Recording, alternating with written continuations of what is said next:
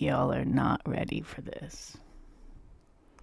We have a very, very special guest on today's stream. Give it up for the Cinemonkey. Yay, Cinnamom! Woo!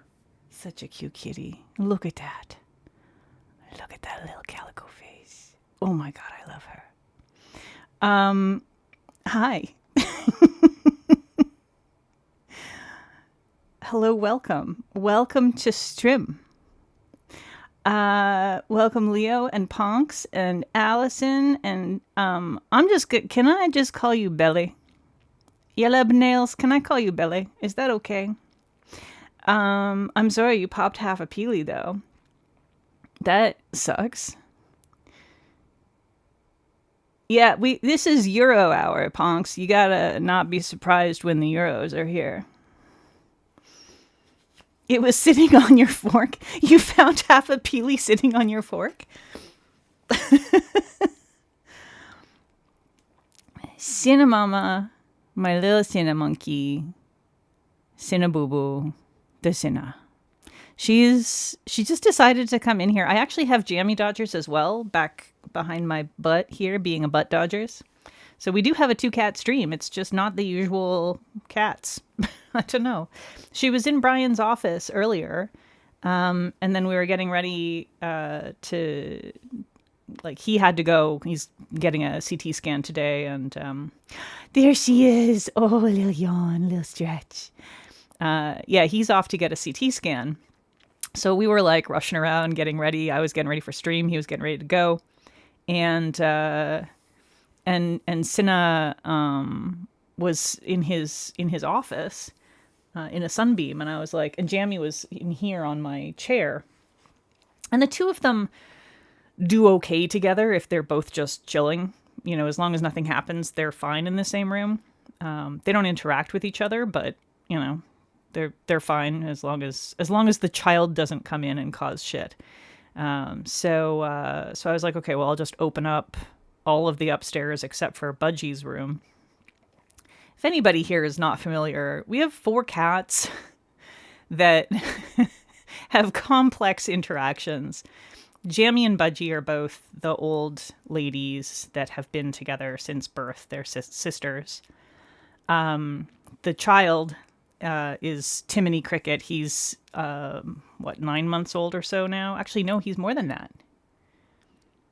I think he's almost a year old. I think he's like 11 months old. I'll have to check his birth date, but yeah, I think he's like almost a year old. And he's just a little shit, as all kittens are, right? He's just a teenager. And so he's constantly trying to harass Jammy and Budgie. This one, Cinnamom, was a stray that walked into our house one day and decided that she lived here. We had been feeding her out back ever since she had a litter of kittens the summer before. We, got a rescue service in to come, and they took the kittens and got them all healthy and adopted out, spayed her, and she was not in any shape to be rehabilitated at that time. Or they didn't have the resources to. So we just kept feeding her, and then eventually she just walked in one day. So she's a little more territorial. Oh, that might be all we get of her today. I'm talking too much, probably. Well, maybe she's just gonna go lay down elsewhere. We'll see if she settles somewhere else where I can aim the camera.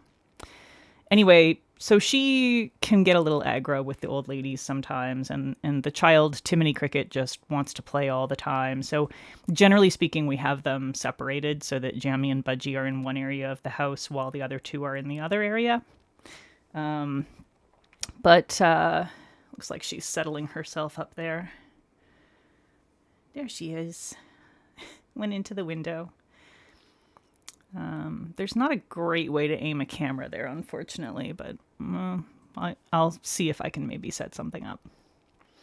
Anyway, yeah, so that's like sort of the basic deal. So they're generally speaking separated. Let me catch up with chat. Yeleb comes from your husband calling you Belly instead of Kimberly. I assumed that it was just Belly backwards. Yeah, the pillow and blanket on that chair, Brian got those for me sort of early on in our dating life. I actually have a photo of myself wearing the blanket wrapped around me like a kind of a sort of a sarong kind of thing, and then the pillow like on my head in the kitchen, but it's got the flippy sequins, so they're like matte black on one side and then the green blue shifty on the other side. And hello, welcome, Sassy. Did I miss anybody else coming in? JJ, yeah, you're the one that I was just responding to, and yet I did not say hello to you. Hello. Okay, let's see. Can I, in fact, get a camera aimed at her? We will attempt. We will attempt. Definitely attempt while the... Oh boy, we're gonna get some... We got some... Oh, you might be able to get both. There we go. Hang on. Let's get rid of this sweater.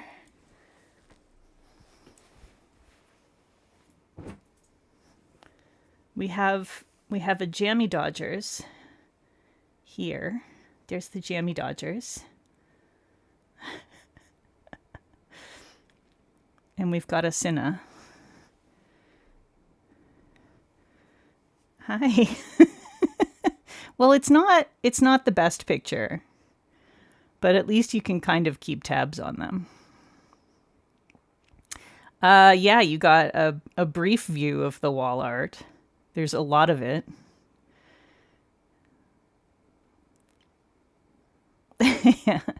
Yeah, we call her a butt dodgers when she does this. Such a good girl. She does it to Brian even more because he's more often in his office than I am in my studio. So, all right. So, hey, we're gonna do some nail art. As one does. Butt Dodgers is excruciatingly cute. It's true. Best angle ever. Yes, the angle that shows my butt. Perfect. Yeah, we're going to do some nail art. This is going to be my last Black History Month nail art stream. I may do another nail art if I have time over the next week, but it won't be on stream because Thursday's stream is going to be a new collection swatch and review stream. So this is the final Black History Month stream. And I thought about a lot of different things that I might want to do for it. There's just sort of an endless supply of amazing inspiration. But I decided that I wanted to... This was actually a suggestion. Was it Ray, I think, maybe? Somebody suggested looking at ceramic artists. I think during the last stream, somebody made the suggestion of looking at ceramic artists, and pottery is something that's very dear to my heart. Some of you know I used to do pottery. I do not have access to a pottery studio, unfortunately, here, but that was a huge part of my life back home. I had a little business. I made ceramic jewelry. It was a whole thing. So pottery is something that I'm quite passionate about, and I have a fairly decent-sized collection of pottery from a variety of different artists, and I follow a lot of potters on Instagram. And we started talking about pottery being potentially a good topic for one of these streams. And it occurred to me that I actually don't follow a lot of Black potters. And we had this whole conversation about the algorithm and, how it tends to, unless you're like going out of your way to actively seek out Black content creators, it tends to feed you white people a lot. At least if you're a white person, that's how it works. I don't know how it works for anybody else, but I know that the only time I get shown Black content creators from any topic is when I have gone through a phase of actively seeking them out. And then it will like for a very short period of time, it will show me some more suggestions that are in line with that. And then it will go right back to suggesting only white people again. It's bizarre. One of those insidious ways in which white supremacy just really does the thing that it does. So I went on a little bit of a mission, thanks to some excellent suggestions from a couple of different people, Ray and Maymay in particular. I found a couple of great sources for some excellent Black potters to follow, and I followed a whole bunch of them. And I'm not going to show you all of them today, but what I might do in my stories after I post this manicure, I may end up just like selecting some stuff to post to my stories from some of the other artists that I followed. And the reason I'm not going to go through and show you all the artists that I found is because there was one whose work I fell instantly just obsessively in love with. And that was Kyle Lee. And I'm going to show you Kyle Lee. Now, if I can just bring up I'm going to have to go to the Nails Up display, I think, to find this. So Kyle Lee on Instagram, his handle is Ceramic Meltdown. I did put that in my stories, but it wouldn't let me tag him because I guess he doesn't allow tagging. Let's just thin that out a little bit. He doesn't allow tagging from, I guess, people who he doesn't follow or something. I'm not sure. But anyway, the website, ceramicmeltdown.com, it's exactly the same as his Instagram handle, Ceramic Meltdown. So you can see some of his work there, and of course he does also promote a lot of other Black potters. He is involved with a lot of stuff. I think he lives in Brooklyn. He's from New York, and works at a studio. He teaches at a studio, the Brooklyn Clay Ceramic Studio.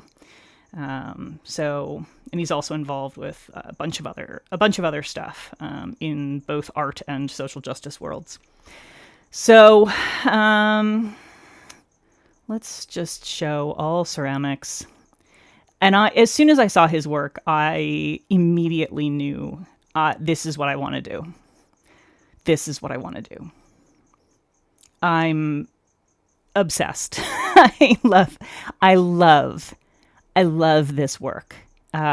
Particularly these ones that are in these incredibly vivid colors with these really striking sort of organic shapes where it's geometric, but it's geometric in a very loose, imprecise, organic way.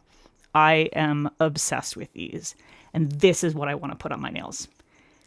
I was originally gonna like do a whole thing similar to what I did with the artists, and show you a bunch of different, or with the painters rather, and show you a bunch of different artists and sort of let you guys choose. And then I went, no, I'm doing this. So, he has other beautiful work as well. Lots of different kinds of, like, I love this as well. This piece is super cool. This actually reminds me a lot of, some work that I have done myself around like microbiological themes. And it also evokes that one artist from last week or last stream, Zenobia, what was her last name?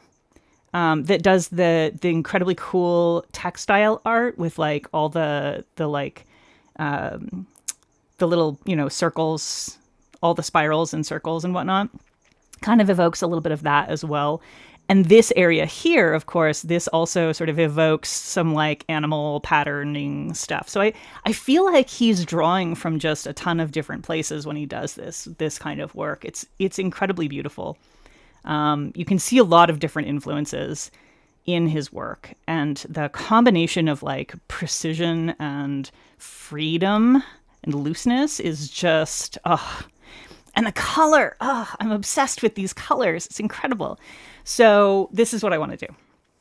Zenobia Bailey, thank you, Ray. I could not remember her last name. I'm glad you also enjoy this work. Yay, no poll for you to lose at. Yeah, Ashley, you do have kind of a bad track record with that. I'm trying to hear what Cinna is doing to find out if she's getting into any trouble, and I think she's just using a litter box. That's fine. I don't know what she's doing. So I'm like, if I can't see a cat and I start to hear weird noises from another room, I have to wonder if something terrible is happening. Okay, so this is what we're going to do. And what I was thinking was I might just like take motifs from different ones and do like, each nail different, sort of taking from some of these motifs that we see on here. So what I'll probably do is just like bring up one to use as an inspiration for one nail and then move to a different one for the next nail and whatnot. Yeah, his art is incredible, isn't it? I'm so happy that y'all like this. So for my polishes, I did sneak off to the side here.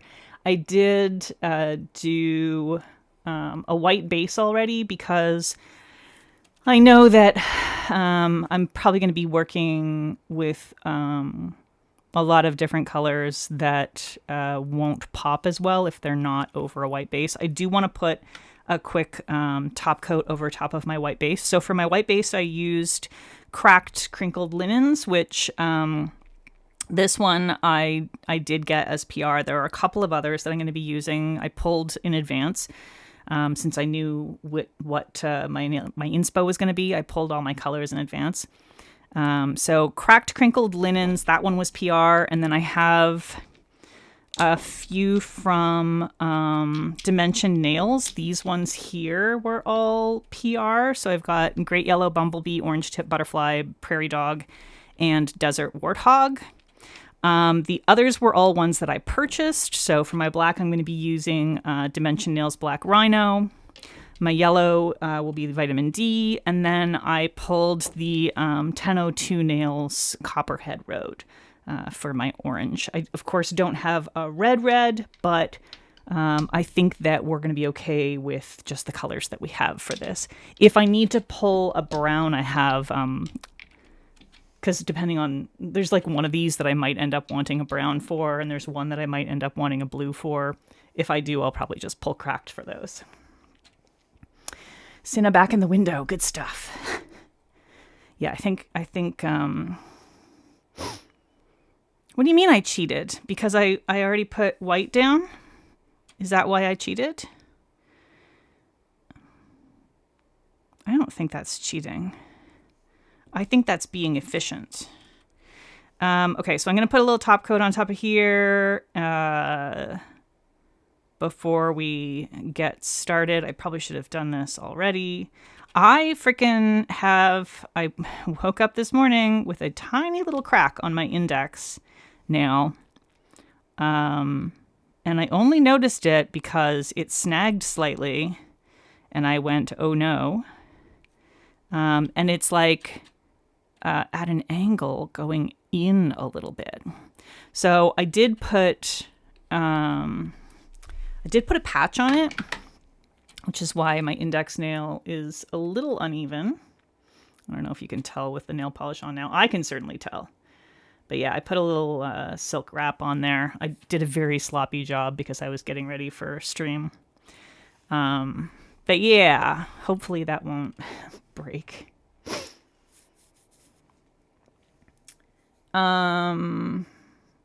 Kat, welcome. You can't work right now. You feel like crap. I'm sorry. Yeah, I know my North American viewers are probably all at work. There won't be any polls or anything. There's no participation awards for this, so you're welcome to just lurk, and I promise I won't harass you. It is picking up good. Yeah, it can be hard for me to tell because the light is super bright up here, and it makes it really difficult for me to see detail about what you all are seeing on the camera. I wonder if I want to move the camera back to show you where Cinna is now. I don't know if she's gonna stay where she is. Hang on. Ah! Sorry about that. She's up there. I'm gonna see if we can see her. Maybe if I put this up here, will that stay? There's a reason I don't do this kind of adjustment while that camera is the primary.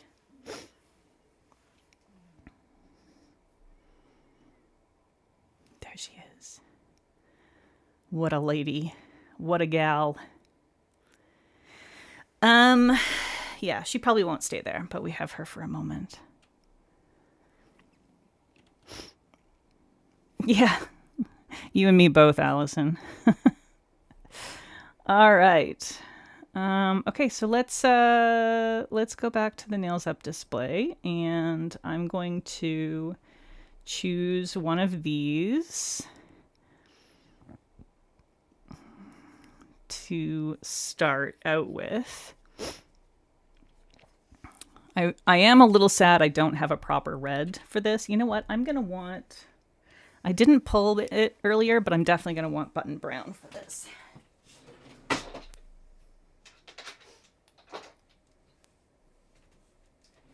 Where is button brown? Or Chinodo, maybe? Chinodo might actually be a better choice. Maybe we'll use Chinodo. Okay. She does have a silly facial expression. She's a very silly cat. Okay, so I think I'm just going to dive right in with this design on my thumb. Make sure that we can see. I want to make sure that everyone can see the inspo, me included. It's a little challenging because if I want to be able to see the inspo, I kind of have to cover my view of the stream, which does make things a bit challenging. All right.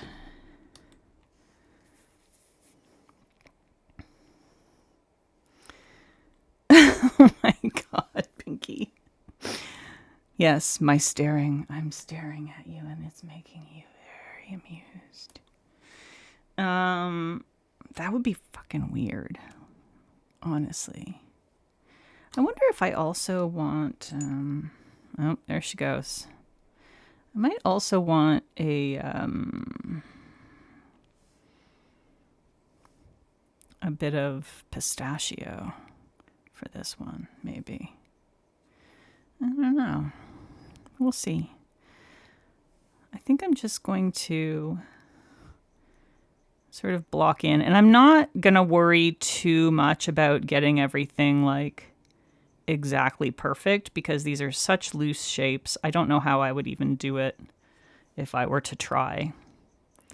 We're just going to get the vibe. That's what we're going to worry about. We're going to worry about getting the vibe.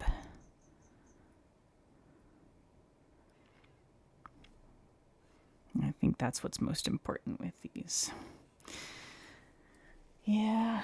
Oh, she went back down to the seat.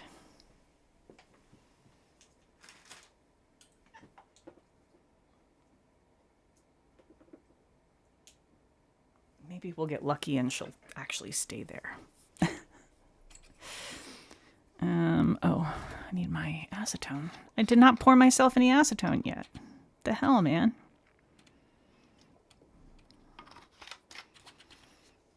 Oh my God. Just dropping everything. Okay. Yeah, I think I do want some pistachio. Maybe I can just mix it.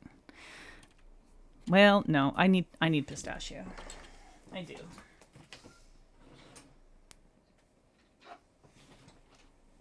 Y'all, cracked pistachio butter. Sorry, pistachio butter. Not butter.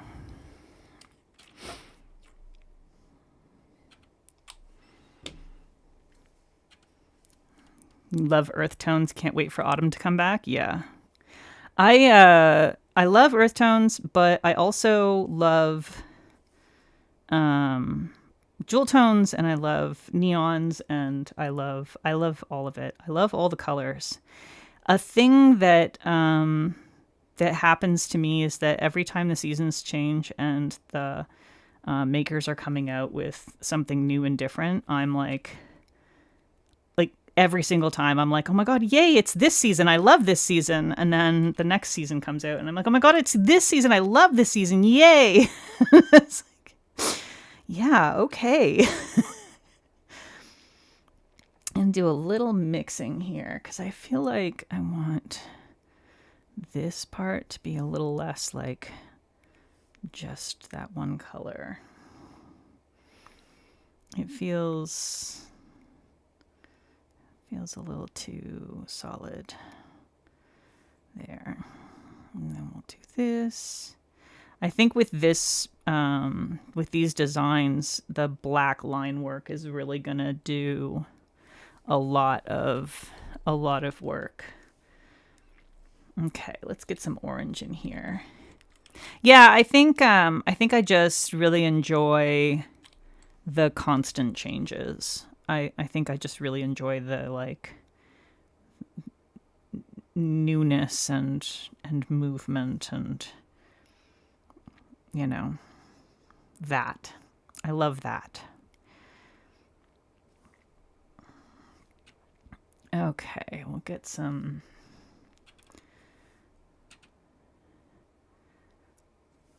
yellows in or some oranges in here. And we are going to be mixing like crumbs and shimmers like crazy in this because I think it will work and I think that it will be interesting and it's what I have. Okay, let's mix some orange tip butterfly in with this to like fade it out and maybe a touch of vitamin D as well. Yeah. We're going to do a lot of mixing in this one, I think, because there's a lot of areas where it's like kind of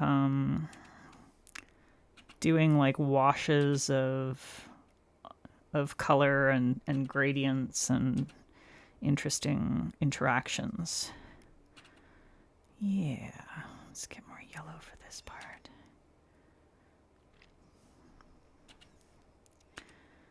Okay. And like there's no rule that says you can't mix shimmers and cremes. It works just fine. It obviously isn't always going to be seamless, but that's okay because this is like a very textural work to begin with. Let's get a little bit of this Chinoto happening over here as well. And we'll add in a little of this orange shimmer. I want some darker stuff happening over here.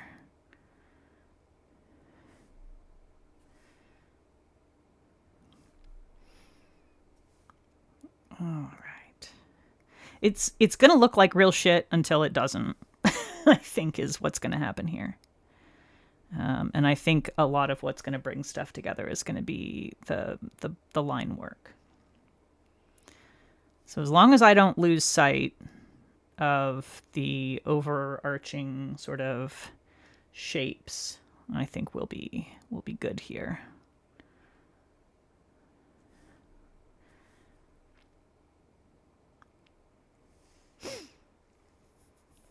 You were so over summer last year that the last days of August, you were like, screw it, I'm doing monarch butterfly nails. I declare it autumn. Yeah. Well, and like when you're, one of the things that happens when you're like doing any kind of swatching stuff is that, of course, you're doing stuff in advance, right? And how much in advance just really depends on the brand. So, like, I have on its way to me right now some April PPU that, of course, people won't receive until like May, which means it's obviously they're releasing stuff that's like the early summer stuff, which means neons. So I'm like about to start receiving neons, and actually I already have, because BCB's March stuff has a couple of neons in it, or at least one neon in it. So yeah, like this is the season when if you're swatching, you start to swatch neons. It's a little bit crazy because it's like where did all of the other seasons go? Where are they?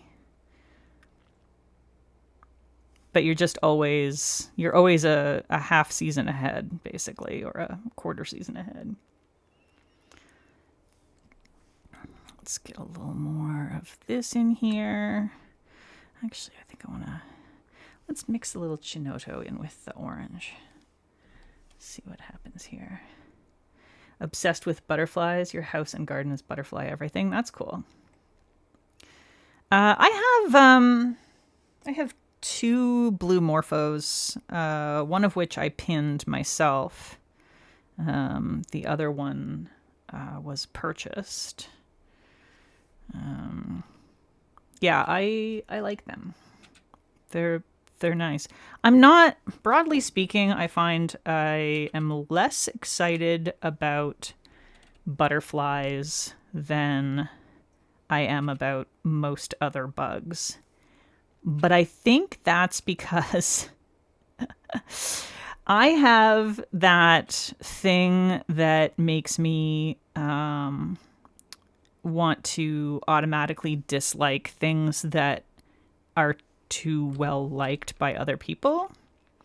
I have like some serious oppositional defiance issues. So if you tell me that I'm going to love X, or that I should love X, or that everybody loves X, I fucking hate X. I don't want anything to do with X. I don't want to look at X. X is stinky and I hate it. And you should just stop telling me about it. And I will not even attempt to engage with X until after everyone shuts the hell up and stops trying to get me to like it. And then I may end up loving it. So whether X is a movie or a video game or a TV show or whatever it is, yeah, I won't like it until it's not popular anymore. And it's not on purpose, you know, like I'm not trying to be this way. I don't want to be this way. This is just how I am. And I've always been like this. It's real dumb. It probably annoys me even more than it annoys other people around me who have to listen to my bullshit. All right. A bug hipster. It's definitely not hipsterism. How do I feel about Lepidoptera that are not butterflies? I think moths, broadly speaking, on average, are cooler than butterflies. And And I like the caterpillars. I like the larval forms of moths and caterpillars more than the adult forms as a general rule. Now, within that, I'm not saying I hate butterflies. I'm absolutely not saying that. To be clear, I do like butterflies. I just feel like they're overrated. Same with ladybugs. Ladybugs are so overrated. They're still cute as heck. I still love ladybugs more than I love most things, right? They're just like, of the various bugs, they're so overrepresented that I'm like, yeah, they're fine, but they're not as good as, list a huge number of other bugs. That's just, and it's just what my brain does. I don't want it to be this way. It just, this is who it is. It's very annoying. All right, let's get a little of this crinkled linens. We'll get a little of this great yellow bumblebee. I'm going to get these circles or these half circles or whatever over top of this.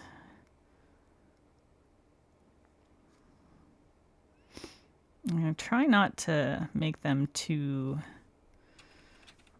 thick. It's a little difficult to do.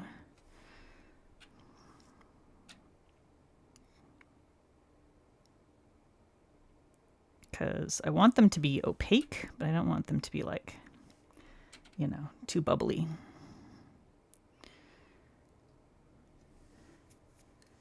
You love moths, but you're scared of them in person because they fly out your face.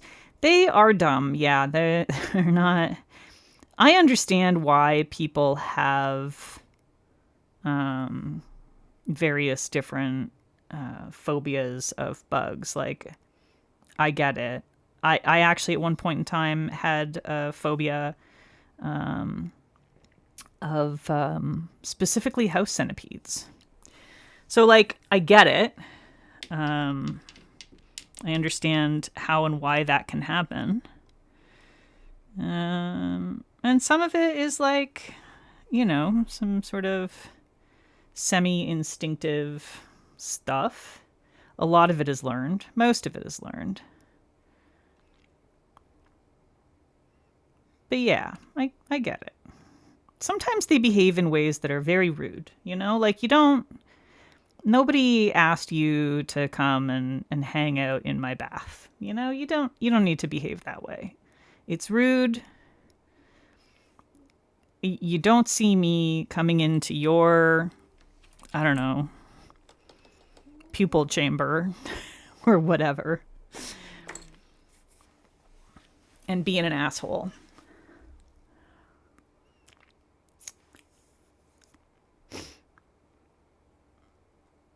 I'm just scrolling up to read back.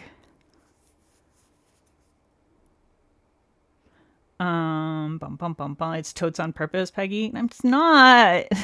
It's not. Yeah, I was also always a big fan of bugs. And like, before the internet existed, before it was possible to look things up online, and learn about things other than like via an expert or a class or an encyclopedia or whatever. I tried to learn how to do like insect pinning and taxidermy, and it did not go well. It did not go well. I had a lot of dead bugs that I didn't understand how to preserve properly, and I tried all kinds of things, like spraying them with fixatives and whatnot.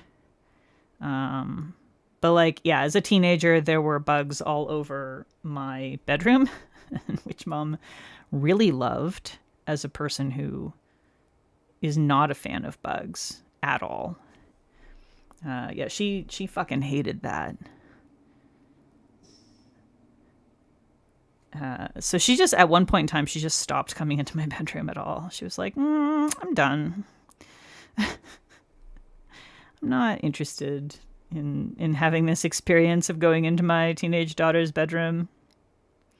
But I will say, my folks, both my mom and my stepdad, were always extremely encouraging of all of my various and sundry sort of scientific and artistic interests and hobbies. So she didn't like it, but she did put up with it and not give me too hard a time about it. And my stepdad at one point like got me a bunch of petri dishes, like a whole case of petri dishes. And I think you, like a lot of you younger people, you kids these days, won't appreciate what a big deal this is. But like, this was at a time when you couldn't go online and buy things, right? Like that wasn't an option. You could not go online and buy things. And so if you wanted to buy a case of petri dishes, you had to figure out how to even do that. Like that wasn't a thing. You couldn't just search.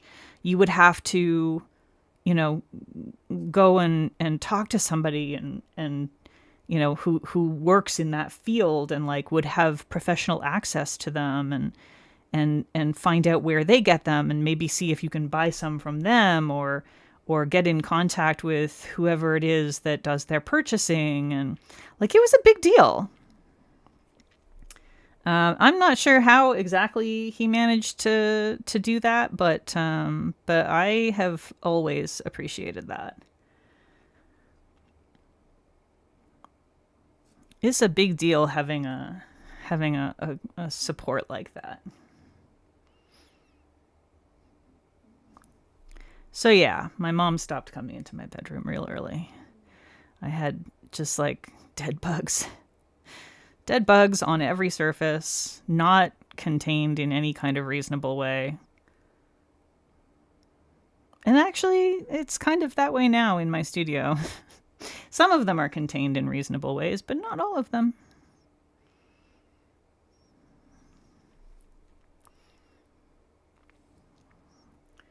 All right, let's see here.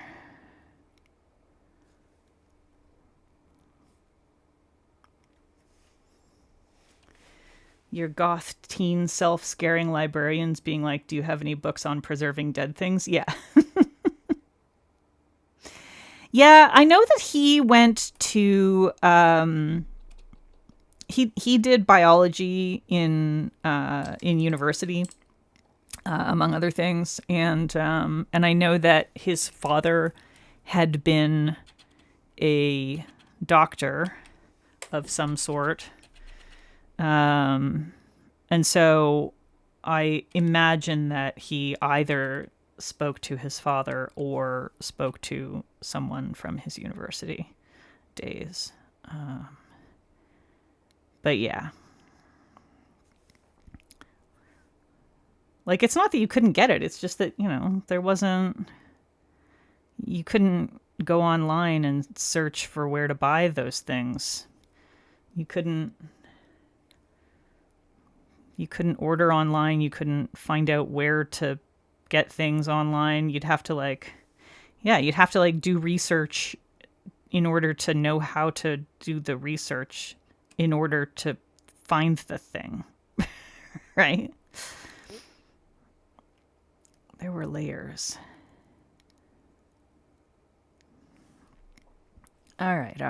I think it's maybe becoming a thing.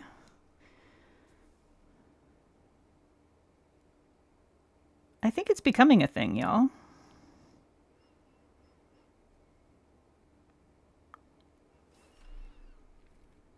Yeah, it's definitely becoming a thing. All right. I think I'm pleased so far with how this is coming along.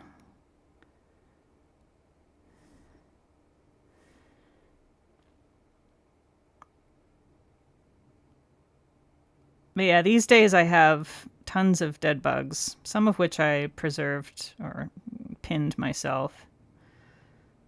Some of which were gifts or purchased. I actually have several like in frames along the ceiling. There's some actually you can kind of see one right there.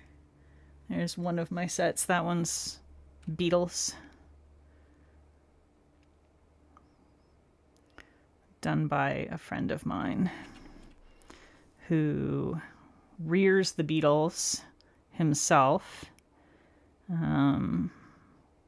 He does not harvest them until they die of natural causes. So he lets them live out their lifespan because that's not his primary reason for breeding them. He sells to collectors and to, like he sells live animals to collectors and museums and whatnot.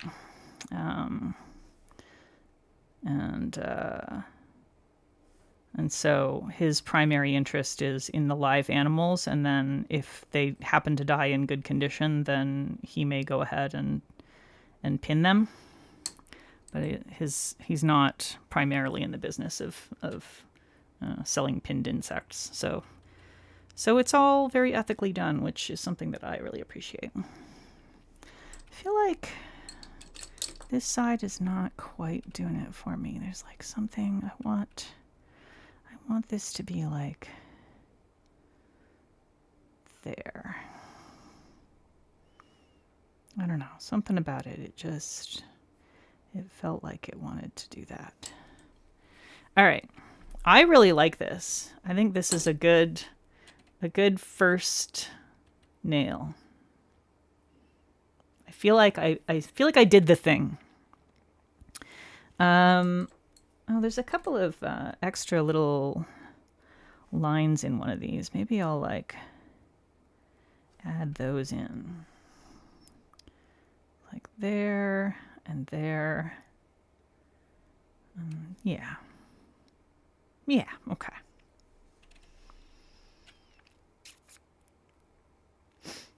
You had to ask your biology teacher if the school could order extras. Yeah. So actually, when I was in, that was the other thing. When I was in grade 10, I think,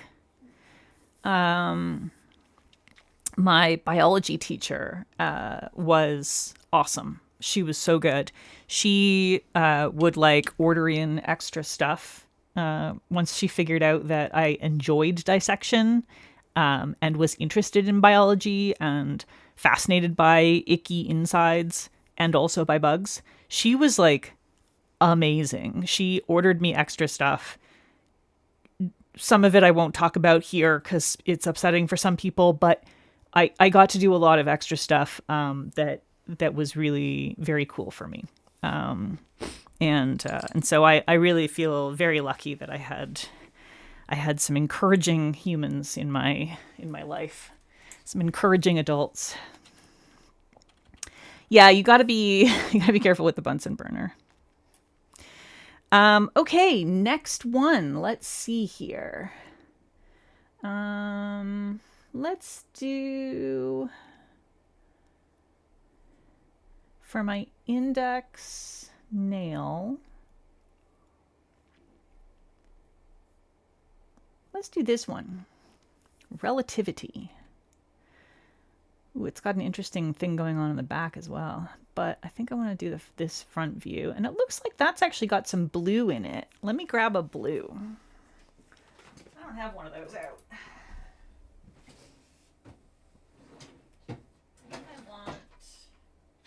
There's a specific cracked blue. Yeah, Rolling in the Deep. That's the one. I think that's going to be a good shade for that. It's like borderline just gray, but I think blue will work well for that. Your blue morpho is from the Netherlands. They also let them live out their lives as research and breeding conservation, and then sell shadow boxes of taxidermy bugs to raise funds. Yeah, that's my favorite way for that to happen. There's a lot of ethical discussion and disagreement in the insect taxidermy space, for a variety of reasons, none of which are important for us to really get into here. Suffice it to say that that not everybody agrees about what constitutes ethical when it comes to insects, and people are prioritizing different things, and many of the differences of opinion are in fact valid differences of opinion.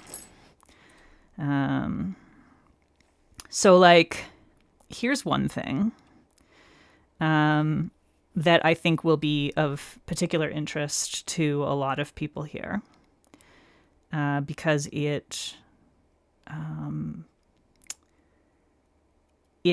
is sort of about weighing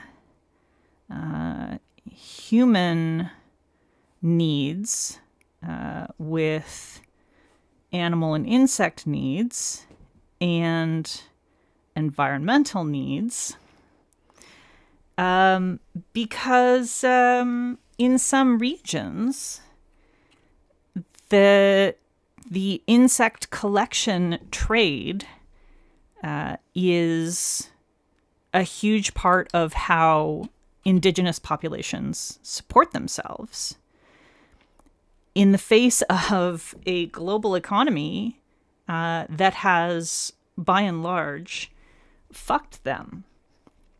And so the way that they are able to continue to live in a reasonable way at all is through collecting insects and animals for research collections, for individual collections, for the pet trade, etc. And, you know, most of those go to white people. They mostly go to rich white countries.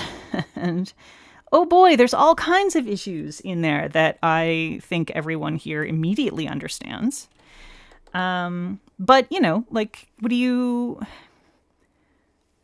you have something like, oh, there's over collection of this particular species from this particular region, and that's bad. Okay, what's your solution for that? Because, you know, if you're saying stop collecting, okay, well, now you're condemning a bunch of people to a much worse life. So you need to have more than one answer. Your answers need to also include solutions for indigenous populations that are collecting from the wild, right? So it's not, a lot of this stuff is not trivial to sort of talk about. So I tend to sort of stay away from the whole thing by just only purchasing insect taxidermy if I know the actual taxidermist, and where they sourced their insects, and if their insects are actually only, you know, from their own collections. That's basically the only way that I will purchase stuff at this point. 'Cause it's like, it's hard. It's not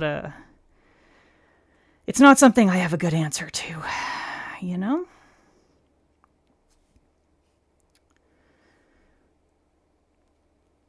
And there are also, like, I mean, that's only a tiny part of it. There's also lots of stuff around, you know, when do you collect? Is it ethical to breed for that purpose at all? Is it only ethical if they get to live out their natural lifespan? Is it only ethical if they get to live out their natural lifespan in the wild, and it's no longer ethical if they're being raised in captivity? Because some people definitely believe that. And then if it's not ethical to do it in captivity, then, you know, that brings us right back to the over collecting issues, it's complicated. What do bug people think of bugs in captivity? Yeah, it's complicated. It really depends. There's just an enormous range of opinions that sort of span everything that you would expect it to span, you know?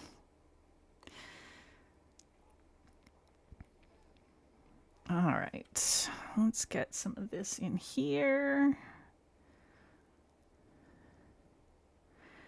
Yeah, it's really, I mean, obviously a lot of entomologists do keep, a lot of professional entomologists do keep insects or arachnids as pets or as research animals. But yeah, they don't all agree.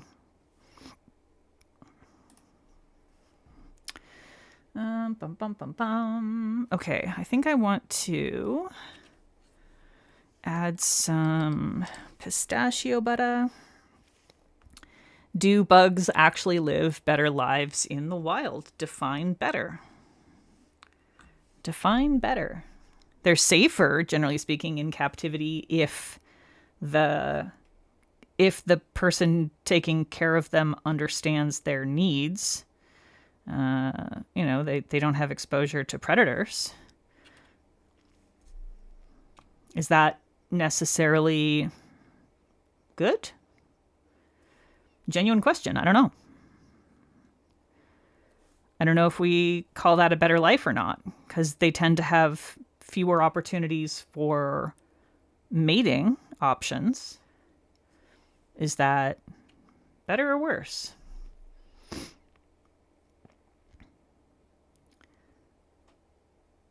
They tend to live longer in captivity. I can tell you that much.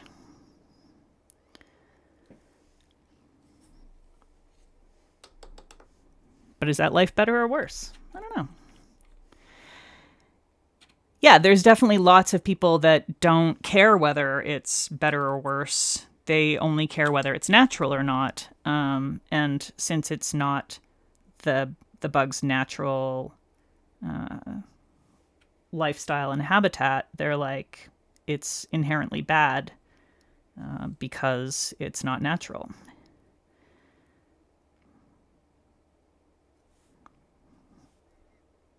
And to those people, I say, are you wearing pants right now? Because that's not natural. Just saying.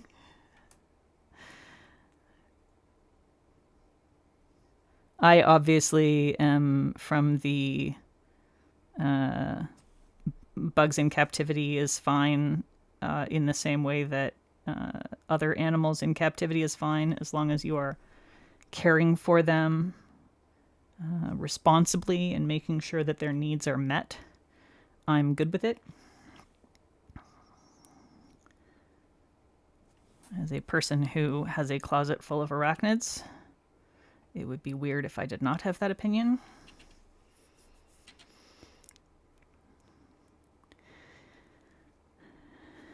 Yeah, exactly. Is it natural for humans to sit in front of a desk for 8 hours a day? Exactly. Let's get a little more orange over in this area here. Actually, I want some like yellowy orange. I'm gonna do a little bit that's like a little dab and a little dab. There we go. Let's do this.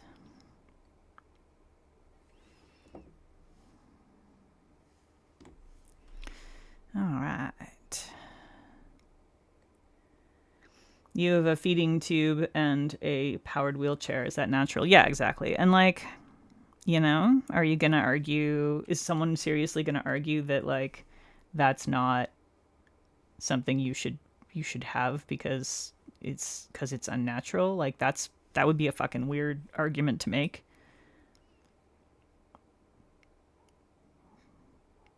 Like I don't know. People are funny, though. People will argue all kinds of interesting things.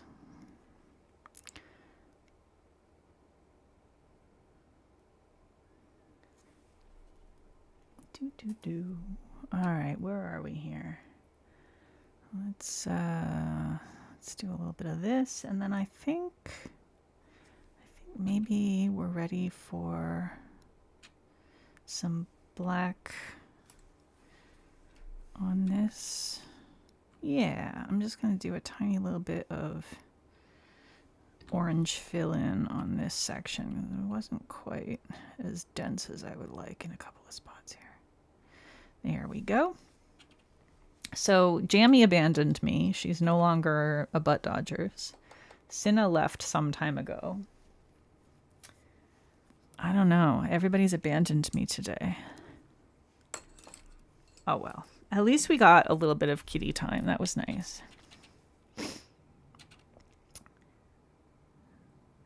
Do bugs get terribly bored? Like for a cheetah in captivity, they need stimulation, but do beetles need toys, or do they just not give a shit?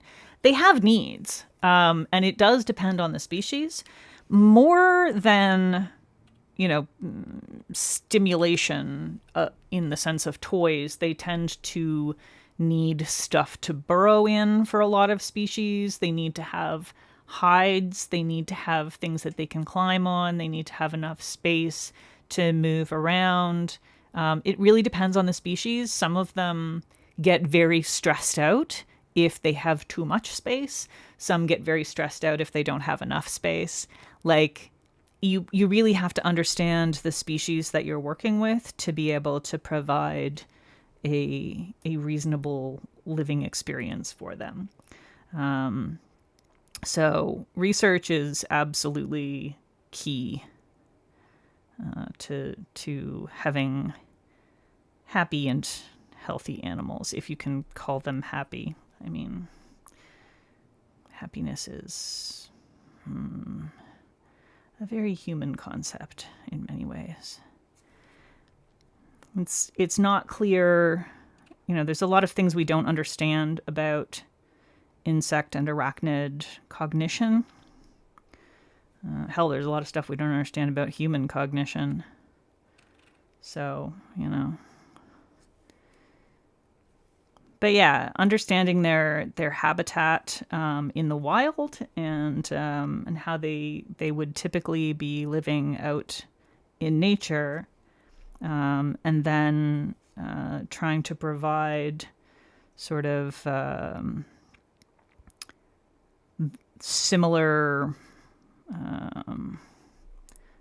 environment that as what they would have in nature is generally a pretty decent starting point. And you can often tell with insect and arachnids if they are stressed out. They generally, most species, once you kind of get to know, if you've observed their behavior enough, you can get a pretty good idea of whether they are stressed out or not. They have very clear stress signals that are pretty obvious. Things like the position that they hold themselves in, and if they're, for some animals, it's like, are they moving around a lot more than you would expect? For others, it's, are they moving around a lot less than you would expect? So, yeah, there's lots of indicators. And then, of course, if they aren't able to breed successfully, it's often because they're stressed out. If they aren't eating successfully, it's often because they're stressed out. There's a lot of very simple things like that. That are real obvious if you have spent any time paying attention to it. And of course, people have been working with many species for decades, and so there's lots of information out there. You remember in the OG Tinkerbell movie, the protagonist's dad studied bugs and captured a butterfly, and the fairies were not having it. Yeah, I think all invertebrates definitely deserve the same ethical considerations that we give to other animals as a general rule. We do know enough about a lot of insect behavior to know what is normal or not normal in certain species, but definitely not in all species. There are species that we when I say we, I mean collectively entomologists have been working with for over 100 years, and observing and studying. And so when you have that much, and like in the wild as well as in captivity, and when you have that much data, you can get a pretty good idea of when they are, what stressed or bored looks like. Like we now know that, for instance, spiders dream or do something that looks neurologically exactly like dreaming. So, it's there's a lot that we know about and a lot that we don't know about, and so we're able to at least sort of make some pretty good guesses on a lot of fronts.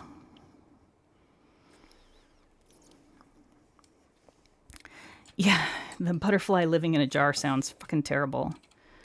Nobody wants that. I get very uncomfortable with people owning birds.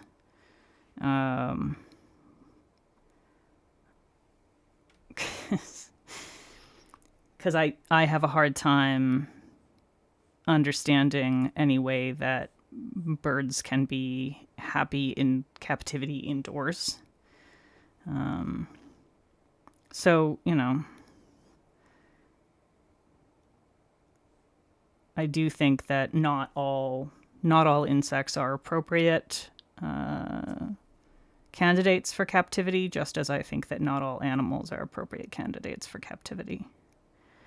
But many are like very happy to be in a relatively small box with all of their needs met, and will live for 20-25 years in captivity without ever showing signs of stress, and never getting sick or anything, getting to get it on with the opposite sex, all of that good stuff. Jammy Dodgers went and settled down in the cup over there.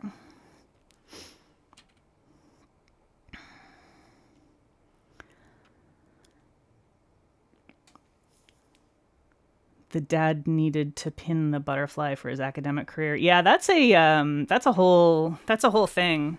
People get real big mad at entomologists for having collections, because they're like, well, one of the common arguments that I hear is, well, there's enough collected that not every entomologist, not every student of entomology should have to make their own collection, because we have huge collections of all of these different insects. And I understand where that argument comes from, but an important bit of context that those people typically don't know is that we are still finding new species and new information and understanding population dynamics from random people's collections that were donated to a museum over 100 years ago.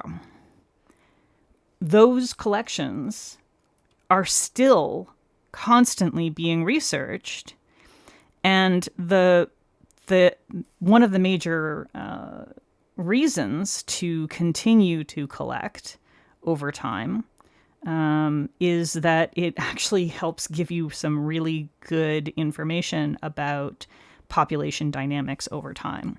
And so while it may seem crazy to have a whole class of entomology students, doing collections, and for universities to still be creating large collections, it's actually still really useful. So yeah, not everything is as simple or as black and white as we'd often like it to be.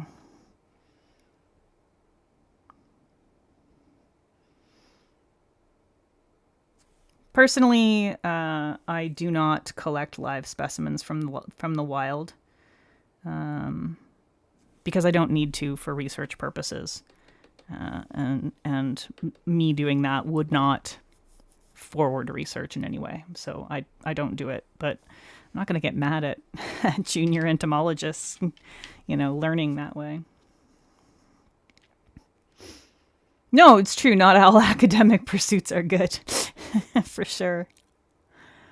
Catch and release possible, or is it impossible currently to get good enough images to study the bug? For some stuff, yeah, you can certainly get lots of information from proper photographs these days. It's still not going to be all of the information. You're not capturing everything, but you can capture a lot from photographs. And there are huge research projects ongoing that are using data from like iNaturalist, for instance, which is very popular among entomology fans. It's an app/website where you can submit your photographs for identification, not just insects, lots of things like, plants and other animals and birds and fish and everything. But entomologists, like research entomologists, use it actively on a regular basis to study population movement. And so, yeah, there's lots of information you can glean from photos. Not everything, though. If you don't know that you need to be, you need to have a photograph of a specific body part from a specific angle in order to tell, because nobody's figured out that, that's the only difference between two species in a region, for instance, then, you may not be capturing that information. You're also obviously not capturing genetic information that way. So, yeah, it depends. I think I want to do this one for my middle nail. This one's cool. Yeah, population dynamics piece is very, very important. It tells you a lot about what's happening to species through climate change and environmental pressures from, humans humaning all over the place, as we like to do.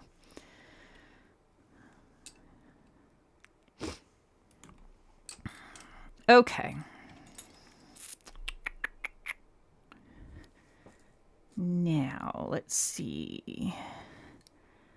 Do a big swooshy in this area. Gonna do the base swooshies first, and then the rings, I think. Although I guess we can kind of do parts of it at the same time.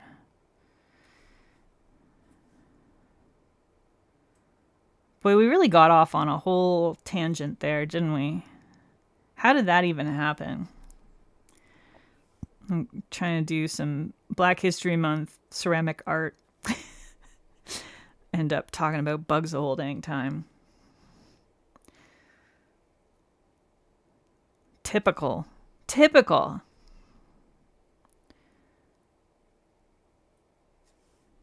When doesn't this stream go off the rails, honestly?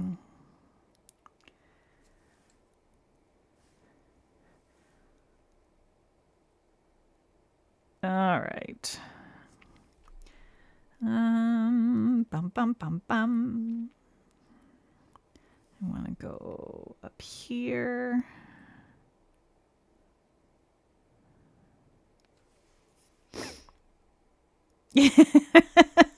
Listen. It's me. I'm gonna go on bug tangents. It's just gonna happen, okay? As soon as someone mentions bug, that's it. It's game over.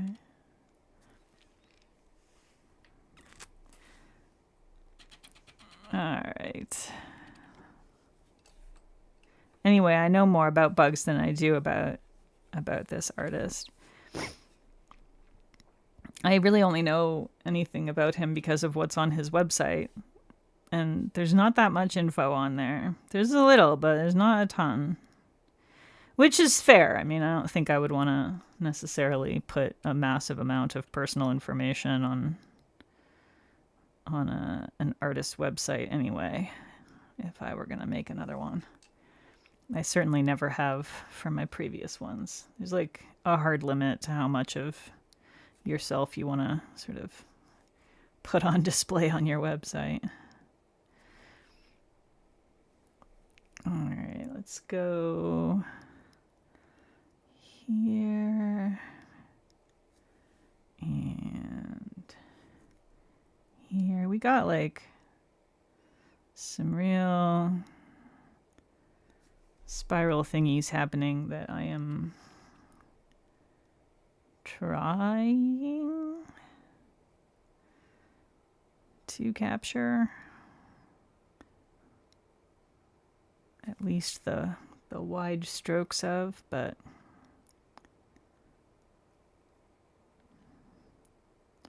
definitely going to have to go in and add more of that orange.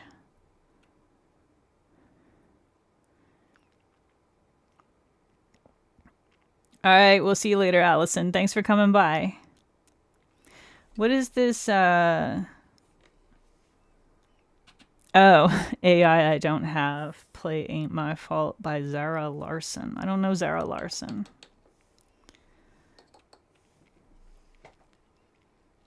But yeah, ain't my fault.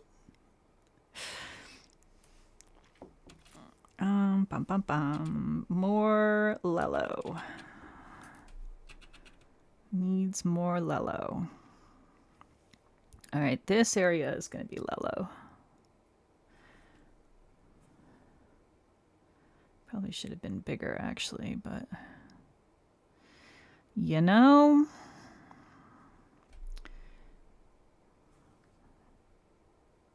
sometimes you get what you get. We're not doing perfect here. We're just doing our best. We're just doing our best, y'all.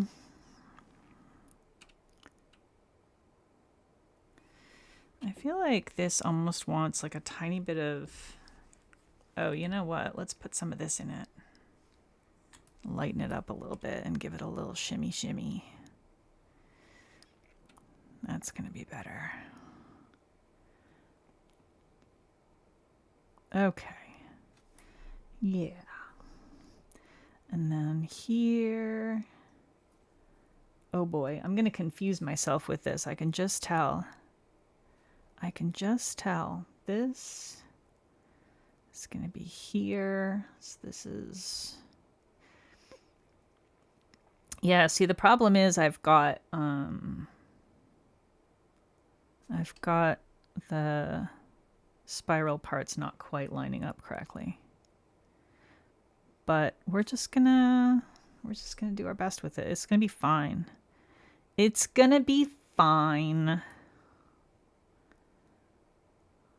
You know?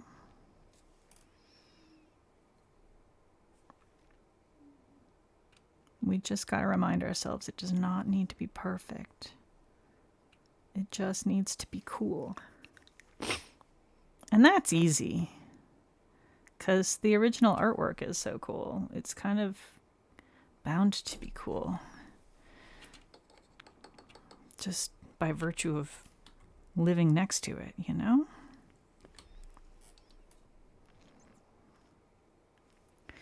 All right. Let's get this lighter.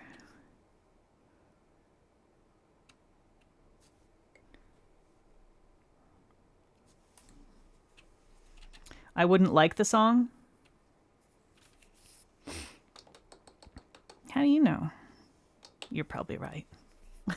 But how do you know? Maybe I would love it. Maybe. Okay, let's get some Chinoto. And we're gonna do down here. I feel like this Chinoto needs to be mixed with something darker. I might need to mix in a little bit of black or something to get the right vibe here. I think I'm gonna do that. Just a touch though, just like a tiny bit of black and a whole lot of Chinoto. Because the black takes over so easily.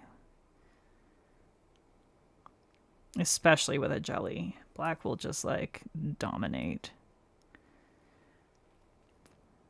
Okay, we go up. We go like this. Yeah, okay. It's appreciation, not replication. Exactly. Exactly. I would not be able to replicate regardless, so we're just going for appreciation of the vibes.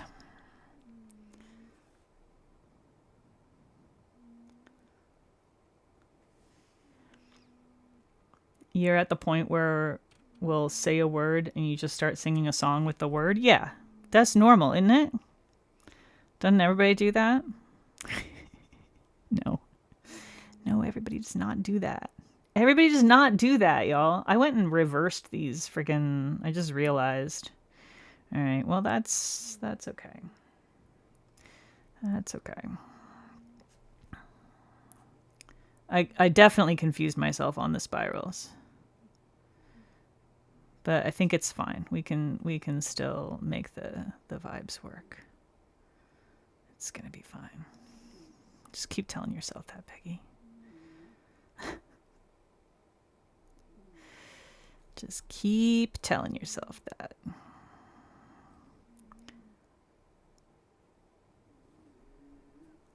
All right, we got that there. Get some of that in here. And then I'm gonna put some in here.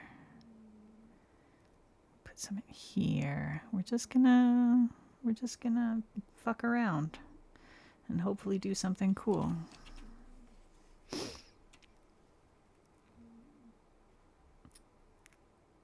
Your husband does, or you do that and your husband just stares at you until you're done so you can start talking again?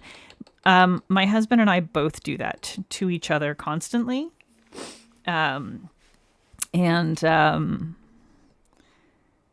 We actually have a playlist for songs that come up that way.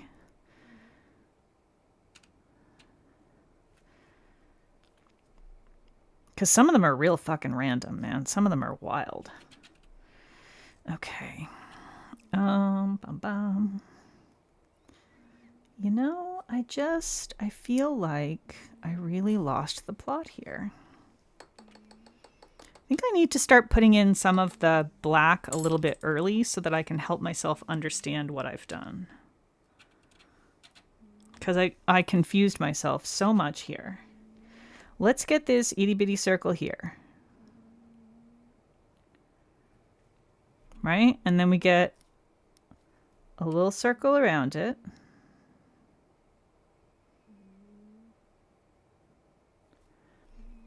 And then there's another little circle around that.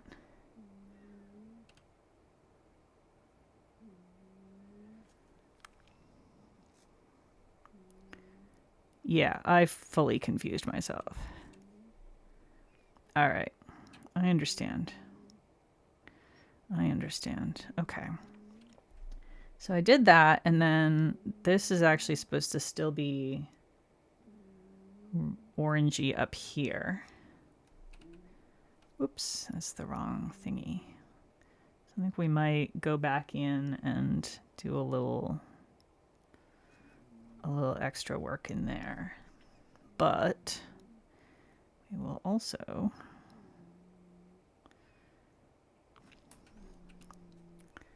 do this. So we got this here. And this is going to come into here. I hear a kitten crying downstairs. He probably just woke up and realized he was all alone in the living room. Oh yeah, I'm definitely going to have to go back in and fix some of these lines, or some of these colors.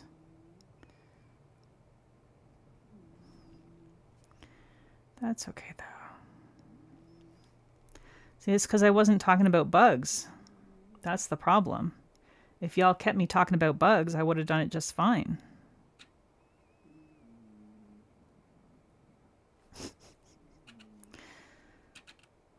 I needed the correct amount of distraction via bugs.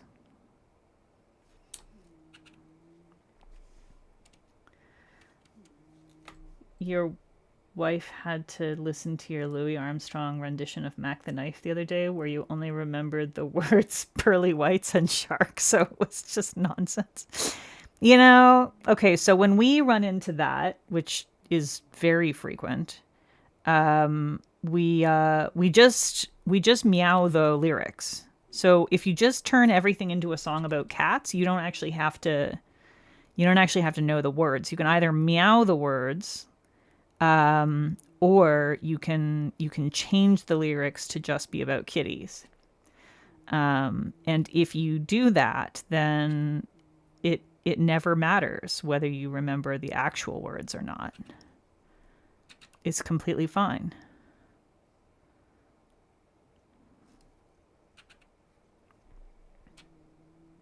That's how we do it in our house. Okay, y'all, I think I kind of fixed my issue that I was having. I sort of understand it now. Oh, I just heard a sound that might have been of a cat getting into trouble.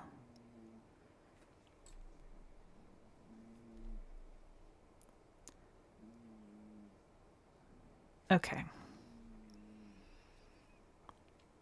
Okay. We got it. We got this. Y'all, we got this. Why is Bugs Bunny called Bugs Bunny? That is an excellent question to ask the internet. I have no idea. All right. Let's do a little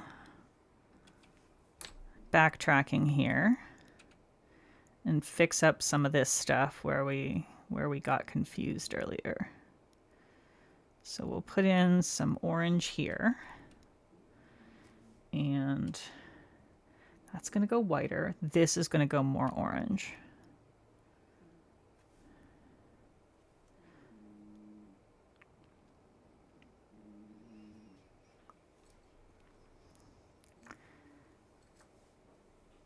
And then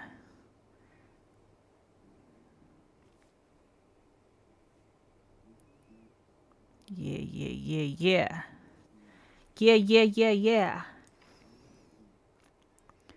And then this part here. Now don't confuse yourself again. In between here is more orangey.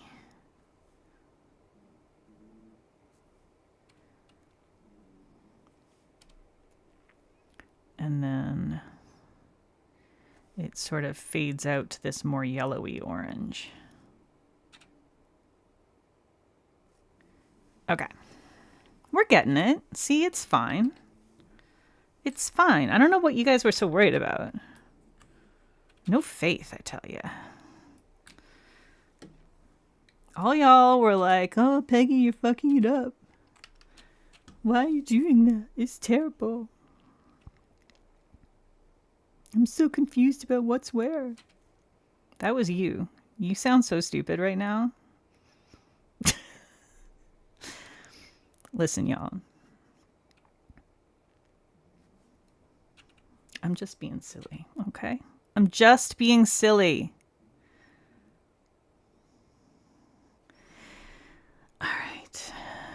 got that. Okay, that part's going to go dark, and then this part is actually going to be lighter.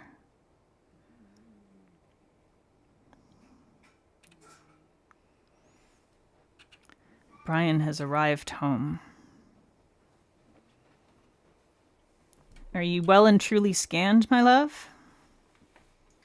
Scanned, contrasted, blood donated. Oh boy. Whole 9 yards.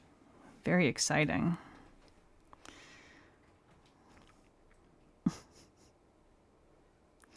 He still has to get his CT scans done pretty regularly.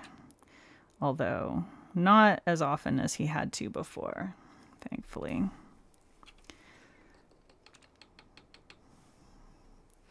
All right, we need more of this in these areas here. I really should be thinning this, but... Oh, is it treats time? It's treats time, y'all.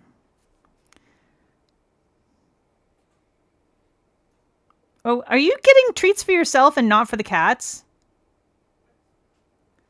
I swear to God, I just heard you crunching. I swear I just heard him crunching.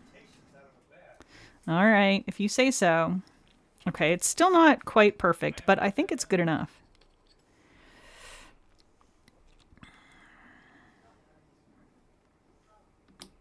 I heard crinkling and then I heard crunching and I was like, is he eating something crunchy after telling the cats it was time for their treats? That seems cruel. 1 minute. Oh, there goes Jammy. Dodgers pudding pie. So excited about her treats time. Waiting so impatiently, having not moved.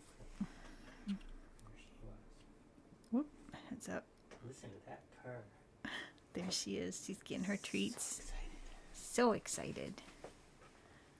Yeah, I got ivy in one arm and blood draw in the other. Oh boy, poked full of holes again. Love that for you. You're not used to it anymore. Okay, here you go. All right. Such a good girl. It's true, Brian does deserve a treat. What do you mean the voices in my head are not facts? What do you mean?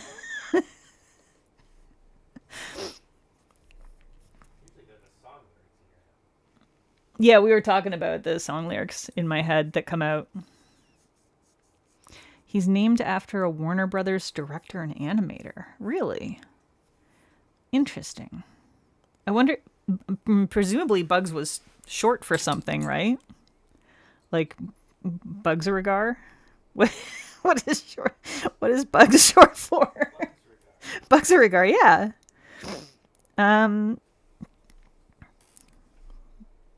Bugsold. Bugsathan. It's got to be short for something. Bugsworth. There we go. It's Bugsworth. Bugsworth Bunny. Okay, I'm coming back downstairs now. All right. Yeah, okay. You know, we went a little off script with that one, but I still feel like we kind of caught the vibe, and I think it's close enough. I feel like we caught the vibe. It's fine. Brian's secretly eating cat treats. I'm saying. He's definitely doing it, y'all. Jammy is getting herself settled back in now. Yeah, you good girl. Yes, you are. Such a good girl. What a kitty. Okay. Next nail. Next nail. Let's see. I like this thing that's happening here. This is fun. Ben Bugs Hardaway. Really? Oh, Budgie has entered. Hello, Budgie. Where are you going to go? Did Cinna go downstairs? I didn't see her anywhere up here. Oh. She's still on the poof in my office. She was in here for a good chunk of stream. Well, I'll close my office. All right. So no budgies. Yeah, we got to hang out with Cinna for a while. It was very exciting. We started stream with Cinna. Oh, Calico Stream. Indeed. Okay, sir. Coming downstairs. All right. Back at it. Bum bum bum. Let us. This is like a mostly orange nail or a mostly yellow nail actually. I feel like I can kind of start with the bottle brush here, to be honest. Might make my life a little easier if I start with the bottle brush.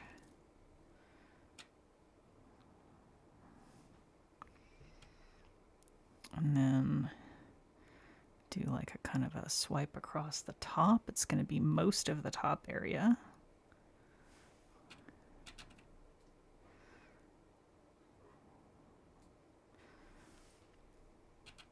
All right, we'll start with that. And then I think we're going to want a swoosh of Chinoto across this area. So we can do a little bottle brush there as well. We'll add more stuff with the detail brush, but I figure I can probably save myself a little effort here.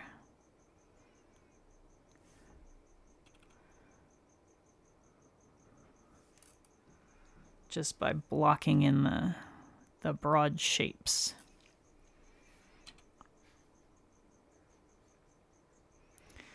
Oh, the crickets are yelling at me.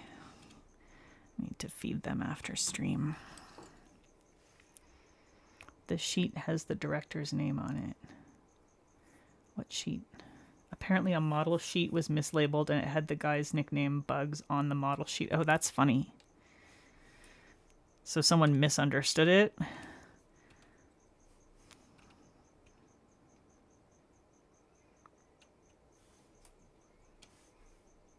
Or maybe they didn't misunderstand and just thought it would be funny.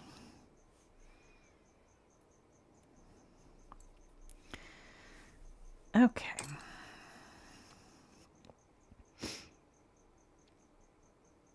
Oh dear. Belly, I'm sorry to hear that your dad is having some medical issues. That is rough. It's scary stuff when that happens. We certainly went through plenty of that with Brian. I'm very glad that, at least for the moment, things seem to be pretty solid for him. All right, I went a little too far on the overlap there, but that's all right. Again, we don't need to be perfect. We just want to catch some vibes here. We can adjust that a little bit too.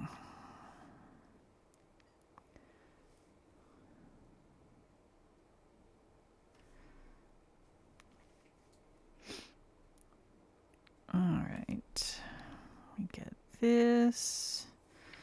We'll add a little bit of the yellow to the top of that. Get a little bit of a gradient vibe happening.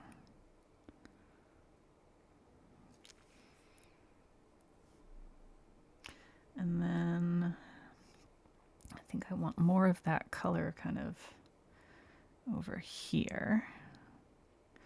I'm going to end up bringing in some pistachio there as well, I think.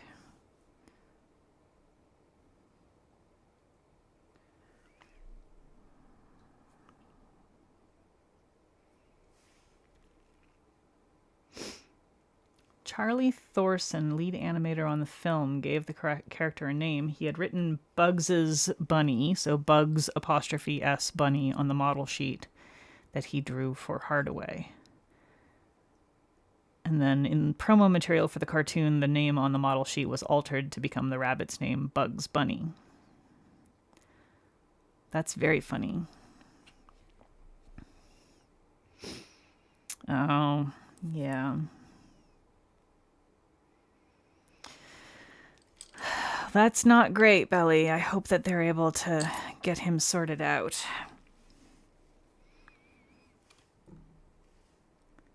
There's some scary shit.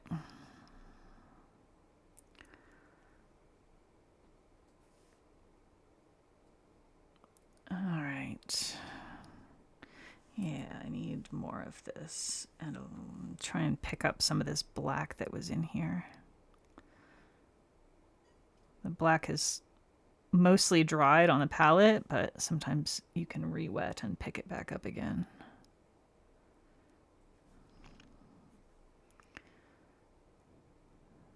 And by sometimes, I mean usually.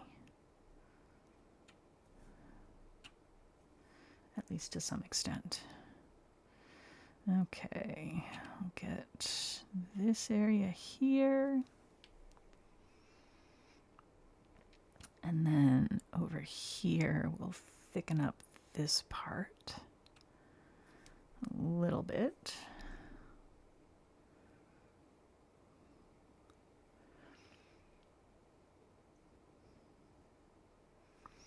So there's going to be 1, 2, 3 bars there.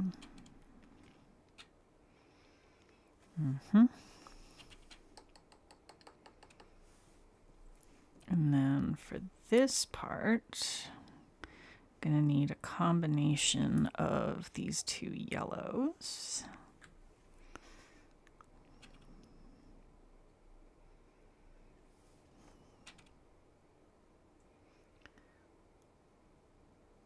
So I want that paler yellow up here.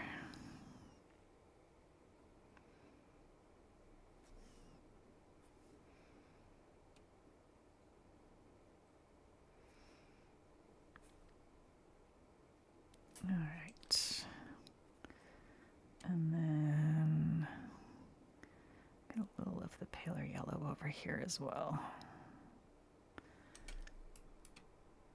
And then in here, I got a little too aggro with that brown. I'm going to pull that back a little bit.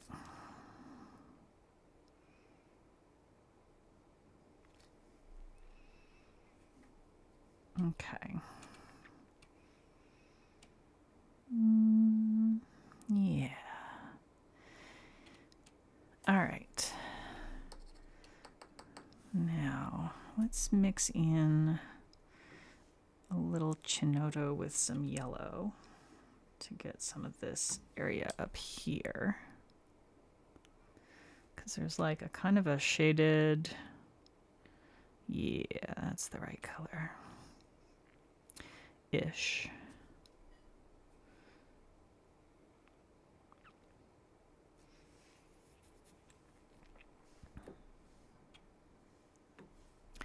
So a tiny little bit of that. Sort of gradient that down a little bit. And then into the purer yellow. There we go. Yeah, kind of a gradient-ish thing happening there.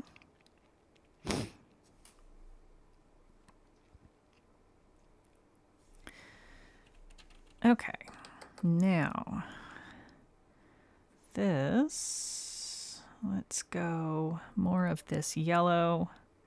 I think, a little bit of white. I want to just boost the opacity ever so slightly here for these bars.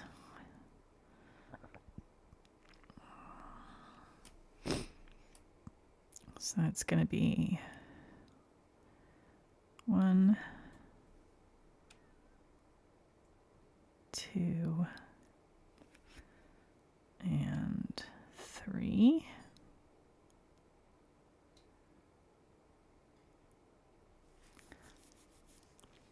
I'm itchy. Itchy, y'all.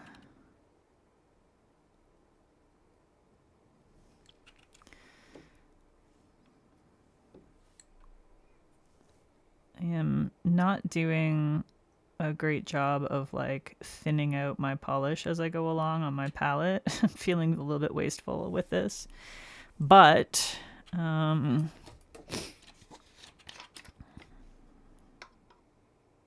know, that's just the way it's going today. Some days I'm more careful about thinning, and sometimes I just want to play. All right. this area up here, the tips of these are white. So I'll go like here. Whoop. Uh-oh. A little fuzz or something up there was going to cause me a problem.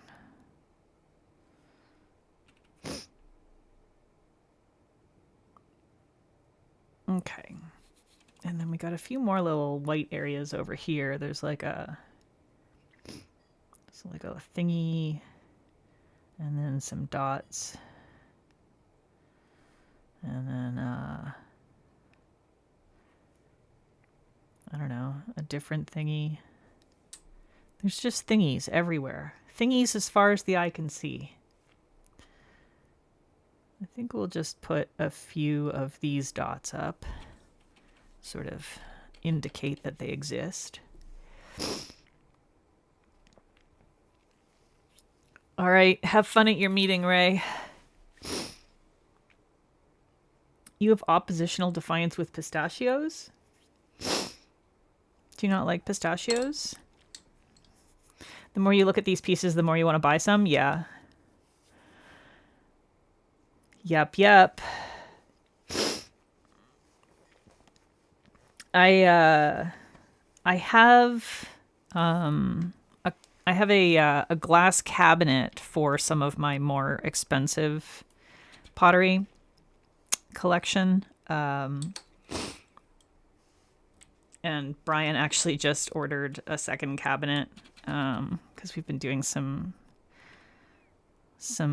rearranging of some furniture recently, and he decided that we have talked about it a couple of times, but maybe putting a second glass cabinet in a specific area, and he cleared out enough things that it made sense to do that, and so he put in an order for a new glass cabinet. So I'll be able to expand my collection. No, I mean I'll be able to fit my collection.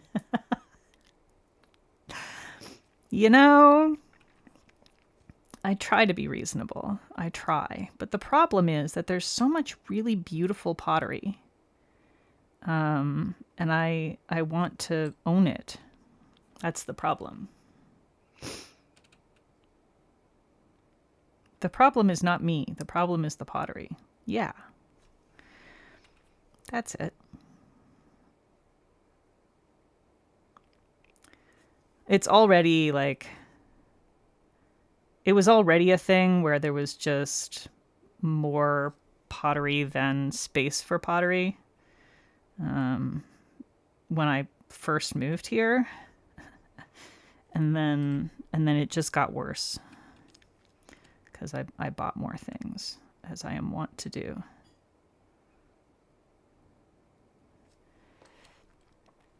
Okay. There's that. And then we go across. Let me actually just do this one and do a couple of these ones that are going to kind of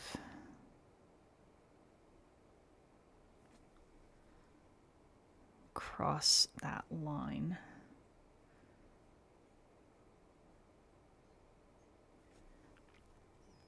Okay. Okie dokie. And then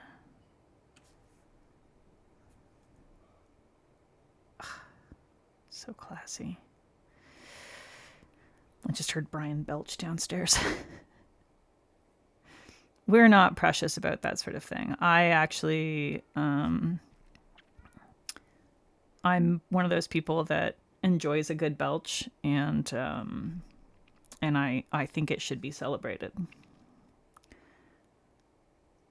I think a good belch means that your tummy is happy, and we should all enjoy that. And I don't think we should be embarrassed or ashamed of it or think that it's gross. That's my opinion. So I don't think it's rude to belch. And the problem, of course, is that I'm so used to belching out loud anywhere in my home that I have a tendency to belch out loud in public. I'll be like at a restaurant or something and I'll just let one rip and then realize, oh wait, I'm I'm in public where that sort of thing is frowned upon. Oopsie. Oh well. What are they going to do? Kick me out for burping? Please. It's part of the digestive process. And I think that's beautiful.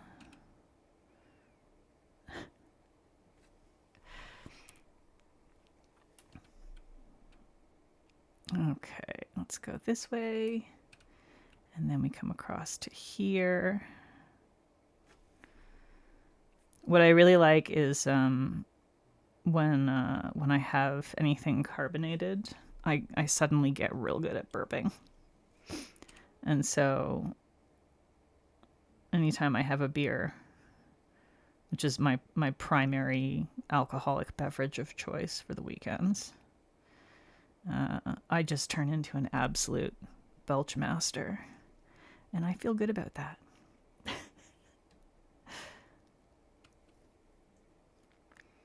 I think we're just gonna kind of freestyle this a little bit.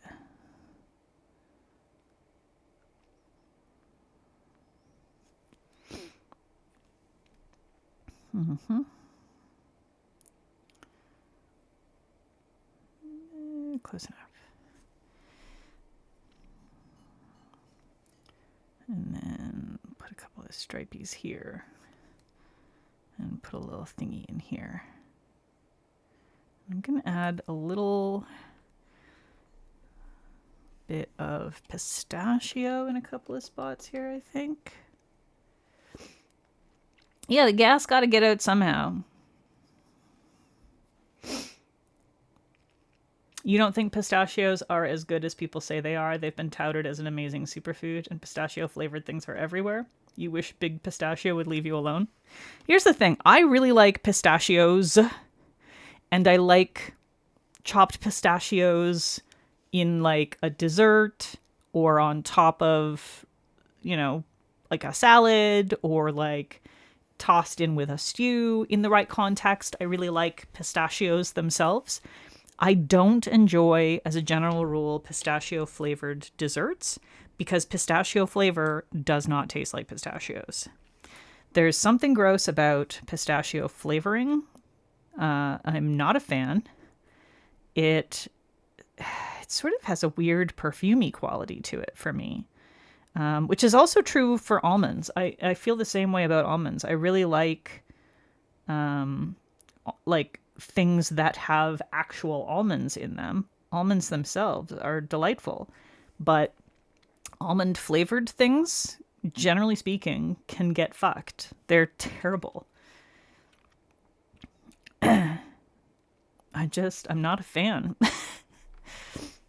They always taste just weirdly perfumey. And I don't like that. So I get where you're coming from. At least to some extent. There we go. That's happier now. Your husband and you rate belches from 0 to 10. The really spectacular ones get a clap. Yeah. Yeah. The really good ones, we don't give them actual number ratings, but we do compliment each other on the really good ones. So the very best ones will get like a nice. But that's as close as we get to a rating system.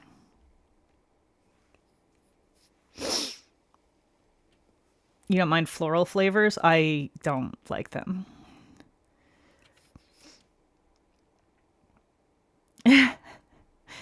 Sometimes it's just the weird random food trend and I don't get it. It's just like, I don't know why this one thing became the thing that everybody's excited about. But it's not for me. What do I want to do for the last one?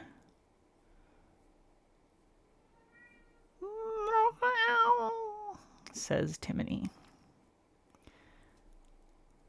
Maybe, let's see. Let's see what the other side. Ooh, I like that. That's interesting.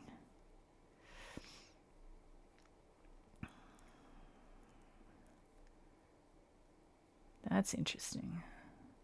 Maybe that, or maybe... What's the other side of this look like? Oh, that's kind of fun too. Ooh, that's neato.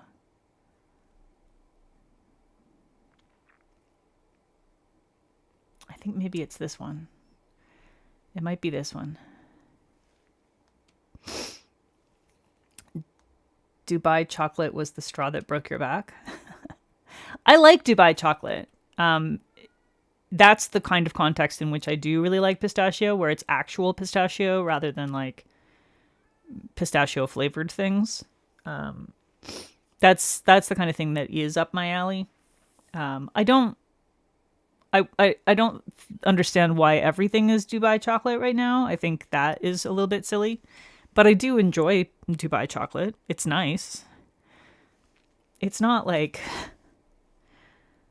mind blowing. I think part of the problem too with the popularity of Dubai chocolate, there's partly that like just weird food trend thing that America likes to do, but there's also like the quality of chocolate in general in the US has fallen precipitously, and it was already not great.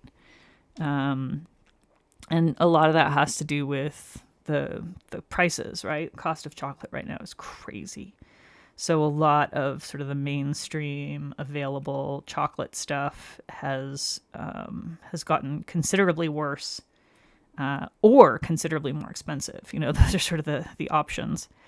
You can either raise your prices massively, or you can just, stop using so much actual chocolate in your chocolate. So yeah, there's like some unpleasantness that has happened in that regard. And I think part of the Dubai chocolate craze is happening in that context, is my guess.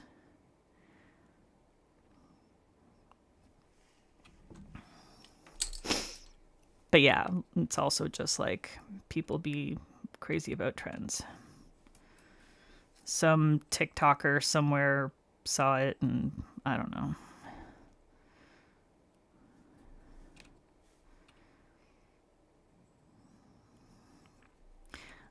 I would say that the best Dubai chocolate I've had has been a homemade one, from a chocolatier that actually is from, I don't know, somewhere in Southeast Asia. I don't know where they're from. And they had just like a bunch of different kinds of semi-regional chocolate and non-chocolate confections, and everything we tried from there was delicious. But yeah. How old will I be this year? I'm turning 50. 50. Or 12 and a half, depending on which you prefer.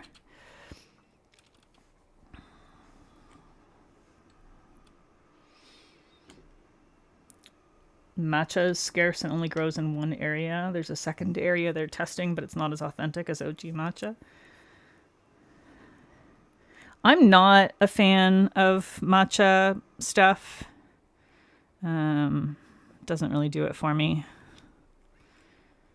But I'm glad that there's, that option for people who do enjoy it. It's not for me.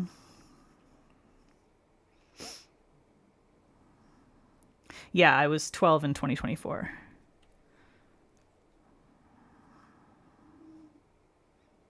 Like little cat hairs stuck to me.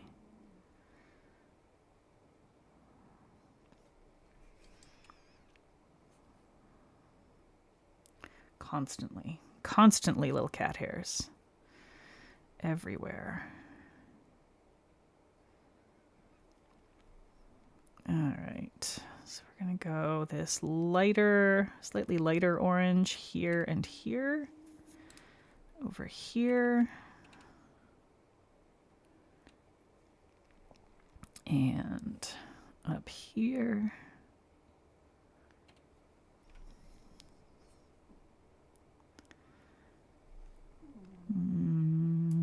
then we want a slightly richer version of the orangey orange in this area.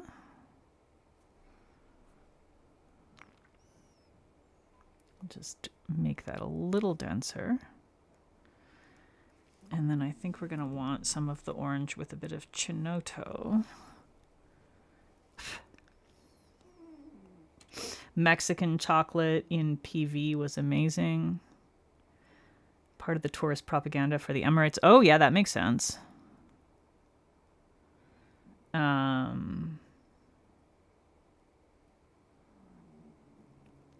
Yeah, last year was 1 quarter. It's 1 quarter year per year.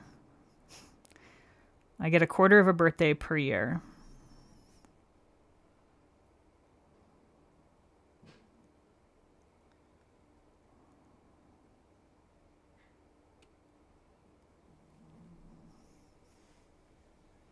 Gotta take nail pics.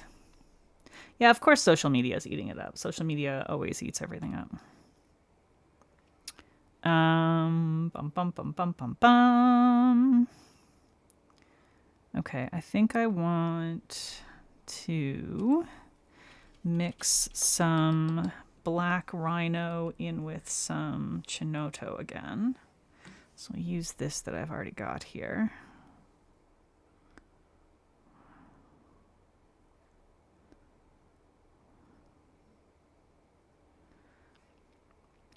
Your husband is 50 and it's hilarious how he's suddenly targeted with over 50s life insurance and ads for recliners.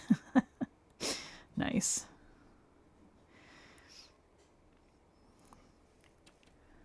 Yeah, it's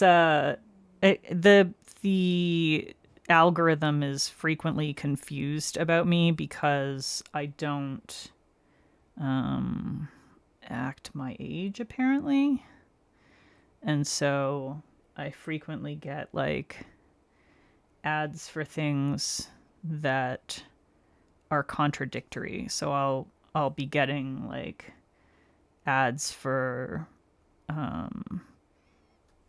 singles 25 to 30 years old in my area and ads for like pregnancy related stuff or if you're having trouble conceiving or whatever. And then I'll get ads for perimenopausal people and seniors and like it's like, what do you algorithm? You really have no idea how old I am, do you? You really don't. You don't fucking get it at all, do you? Okay. Algorithm, she be confused. Which is fine with me. I'm perfectly happy having them not know exactly how old I am or any of the targeted crap. I do not require their assistance with that sort of thing. Okay. Black.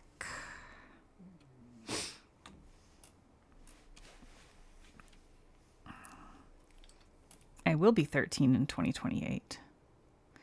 That is correct. It's funny, I have certain years that like are generally considered a big deal for normies. Like turning 30, such a big deal. Ooh, turning 30. Turning 30 for me was like a nothing burger because I was like, it's not even a leap year. Why do I care about that? And I kind of, in a lot of ways, feel the same way about turning 50. Except that it's slightly more of a big deal because it is a half century, and that does feel like it's worth remarking upon, you know? But, like, unless it's both a leap year and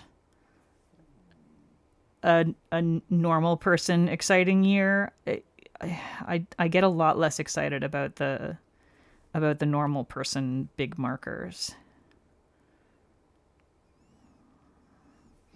Like, I didn't care when I turned 19 and was legally able to drink in Canada. I sure as shit didn't care when I turned 21 and was legally able to drink in the US because I wasn't even in the US at that point in time. So, like, those kinds of things, meh.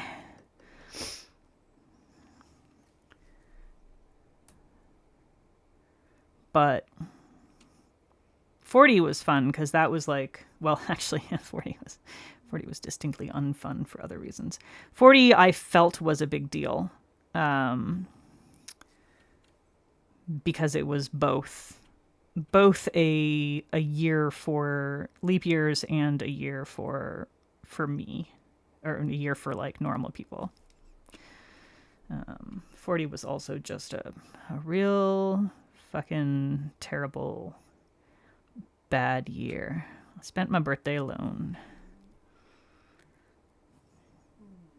I went the wrong direction there, but that's okay. Yeah, my ex-husband was he was in Ukraine with the woman he was having an affair with for my 40th birthday. So that was cool. I really liked that. You know, things are a lot better now. That's all I'll say about that. Things are a lot better. All right, get this, get that, and then go ahead and add a little of this up there. Outline this area.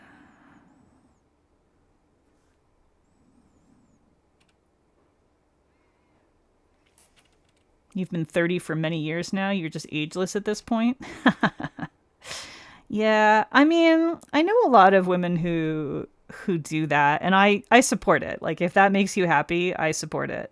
I don't feel that way for myself because I feel like I have earned the years and I have earned the number, and I have earned the gray hairs. And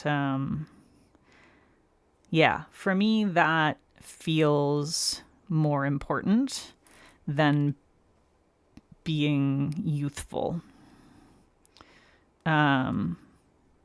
But, you know, like I totally get it.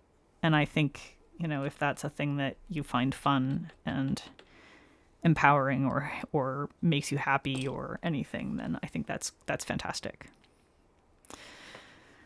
Y'all, I feel like we might have done it.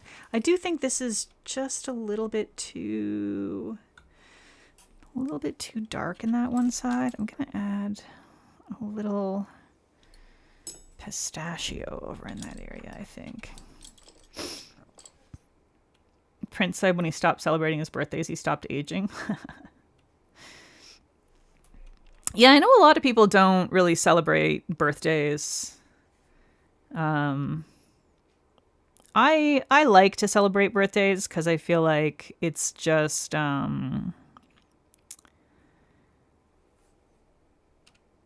it's a celebration for me of another trip around the sun where I managed to not die, and I think that's great. You know, I think that's great. But I appreciate that not everyone sees it that way. A lot of people just don't care. Personally, I don't care about things like other kinds of anniversaries and you know, whatever else. Stop triggering you with pistachio. I won't. I won't. You can't make me. It's a beautiful color and it makes me happy. So, deal with it. Okay. All right, yes, that's better. Better.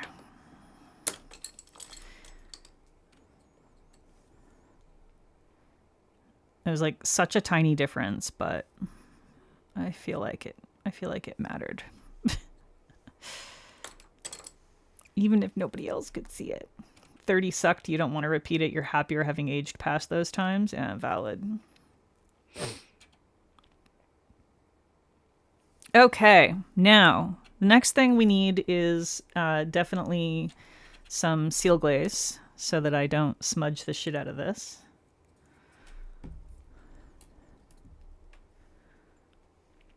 We managed to do this in a very reasonable amount of time, I have to say. I'm personally impressed with us, especially with all the gabbing I did at the beginning. I gotta close everything right now, otherwise God only knows what's gonna happen. I'm gonna end up freaking dropping everything, or I'll forget. They'll all dry up on me. That would be a tragedy. Okay. Seal glaze. So, to remind everyone, or if anybody was here late, the Instagram account for this artist is Ceramic Meltdown. All run together, no underscores or anything like that. And the artist's name is Kyle Lee? Kyle Lee. Ha, I did it. So this is a New York-based artist. If you happen to be in the New York area, he teaches ceramics at the Brooklyn, what's it called? Brooklyn Clay ceramic studio. And yeah, is involved with a bunch of stuff in that area. And obviously, you know, you can buy his work online, ceramicmeltdown.com. Not cheap, but, you know, beautiful work like this never is. And honestly, $250 for a vase, really quite reasonable, especially given the skill and the level of detail in the work. That's not crazy at all. I have paid that much for a mug. So, yeah. Oof. You joined late and your comments aren't showing up, Yaneli. I'm so sorry to hear that.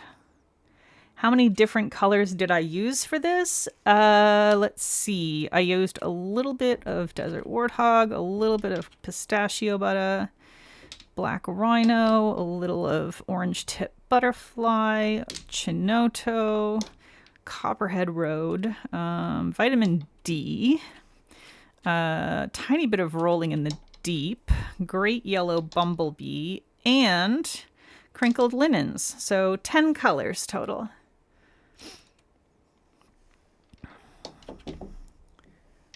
There's a reason art is used for money laundering. Expensive and worth it. Yeah. Yeah, for sure. Yeah, the glaze work on this is it's stupendous. It's really beautiful work. That is a non-trivial amount of effort and artistry, and you know, he's been doing this for a long time. Like I think it said he's been a working potter for 20 years. Yeah, it's honestly kind of a steal.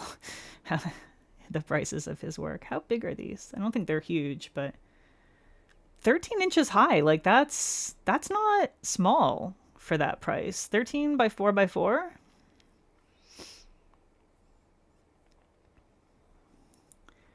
Emulation 10 by 5.5 by 5.5. Yeah, it's really fairly. This is quite reasonable prices for the size and detail and for the length of time that he's been working. So 10 colors, you would have to take a pic to remember to put all those in the database. Okay, so yes, 10 colors is kind of nothing. For a lot of the nail art I do, I end up using, if I do like more complex nail art, it's often way more than 10 colors. And And I do exactly that. I will just take a photo of the bottles, and then, you know, when they get posted on Instagram, I will list off the polishes. I don't always take if I do as many as 10, I won't take individual bottle shots with the mani. I will if I'm like, you know, if it's like 6 or fewer, I'll do that. Generally speaking, if it's too much more than that, I won't take individual bottle shots. I'll just take one photo of all the bottles so that I can list off the polish names when I post on Instagram, and then also add the brands to my tags for in my camera roll. So one of the things I do, all the manis that I do, I will tag them in my camera roll with all the brands that I used, as well as, you know, some other, like, whether it was hand painted or stamped, if it used a magnetic or a thermal or something like that. I put all those kinds of details in the tags. Yeah, for like any kind of detailed hand painted nail art, 10 colors is really not, it's not that many. Or if you do a lot of reverse stamping, it can build up real fast. You can end up with a ton of colors. It seems like a lot until you are doing that many regularly, and then it's like, no, that's actually not that many. I've done manis with like, I don't need like 15 or more colors fairly regularly. This one I'm going to do glossy. This will not be, it would be nice in matte, but I do think this one is going to be better as a glossy mani. And I feel like the inspo are glossy vases, so we can mimic that. I think it feels correct for the artwork to go glossy, although I do think it would also look nice matte.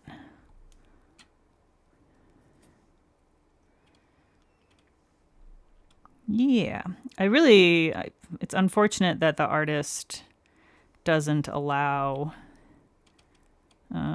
tagging on Instagram, because I would love to tag them.